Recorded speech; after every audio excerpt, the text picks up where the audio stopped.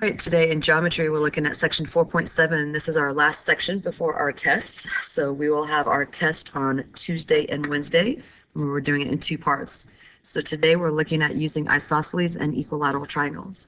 So let's recall what an isosceles and an equilateral triangle are.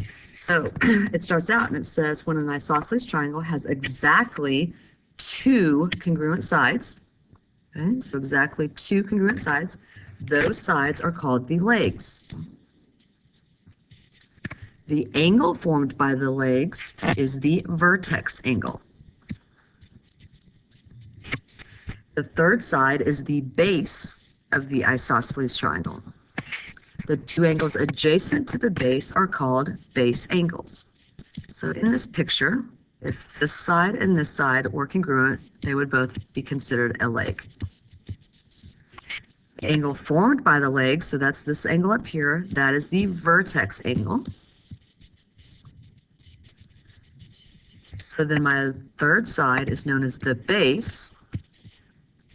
These angles are base angles. So that's everything that we just talked about. Okay. So now we have a bunch of theorems from these. The very first one is the base angles theorem.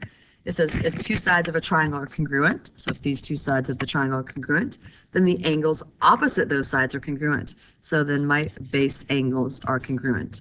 So I could fill out over here if segment AB is congruent to segment AC, then angle B is congruent to angle C.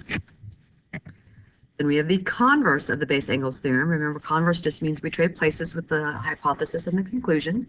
So that tells me if two angles of a triangle are congruent, so if this angle and this angle are congruent, then the sides opposite those angles are congruent.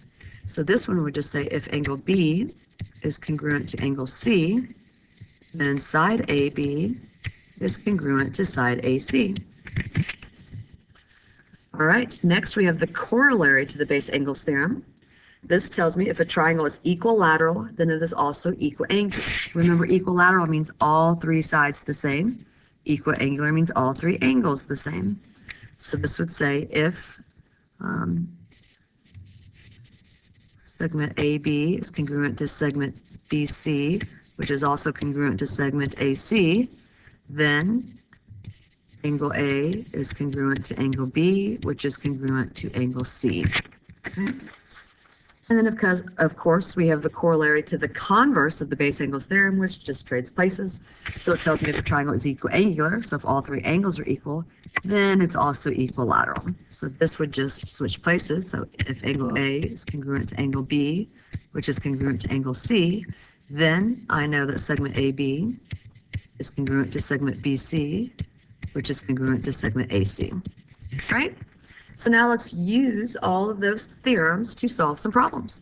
We're going to start off nice and easy. We're going to just find the variables in these.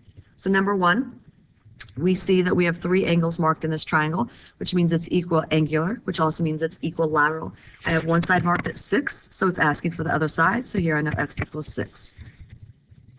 Number two, I have an isosceles triangle because I have two legs marked the same. So then that tells me that my base angles are the same. So this angle is marked at 70. It's asking for the other base angle. That is also 70 degrees. Number three, again, I see that I've got an isosceles triangle because I have the two base angles marked the same. If my two base angles are the same, I know my two legs are the same. This leg is marked 18. This one is also 18. Number four, I have an equilateral triangle because all three sides are marked 10. So that means all three angles are the same. To find out what they are, I know that all three angles add up to 180. So 180 divided by 3, since they all have to be the same, is 60. So I know that all three of these angles are 60. So here I can say 5x equals 60 to find out what x is. Divide by 5, x is equal to 12.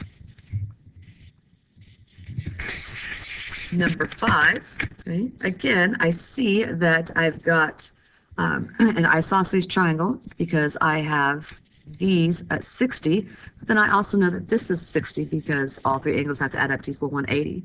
So really I have an equilateral triangle. They're asking me for x, that's in this side is 7. So I know that this side is also 7. So 2x minus 3 equals 7. Move my 3 over, so I get 2x equals 10. Divide by 2, x is equal to 5. Number 6, I see that I have an isosceles triangle because this side is marked 13, as is this side, so that means those are the same. So that means my base angles are the same. So I would set those equal to each other. 7x plus 5 equals x plus 47. I'm going to get all of my x's on the same side, so subtract x over. So then I get 6x plus 5 equals 47. Subtract 5 from both sides, so I get 6x equals 42. Divide by 6, x equals 7.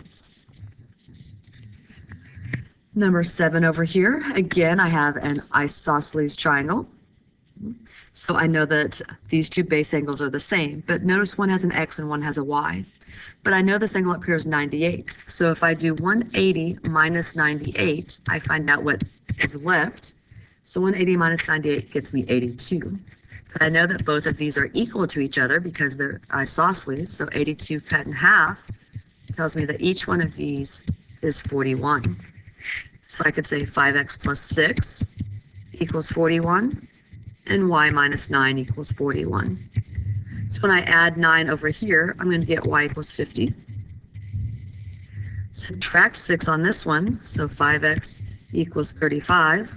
Divide by 5, x equals 7. And our last example, again, I see that I have an isosceles triangle. Two legs marked the same, so that means this angle and this angle are the same. If this one's 53, this one's 53. So I would set this up 3x plus 8 equals 53. Subtract 8 from both sides, so I get 3x equals 45. Divide by 3, x is equal to 15. To find out what this angle equals, I know all three have to add up to equal 180. I know this one's 53. So 180 minus 53 minus 53 gets me 74. So I know this is 74 degrees. So 8y plus 10 equals 74. Subtract 10, 8y equals 64. Divide by 8, y equals 8. All right. All right, short and sweet lesson. Right, using all of those theorems. Our homework today is the 4.7 worksheet. I'm also passing out the test review number 1 today in class. On Monday, we will go over the test review together. Tuesday is our test, first part. Wednesday is the second part. Then we'll start reviewing for our final.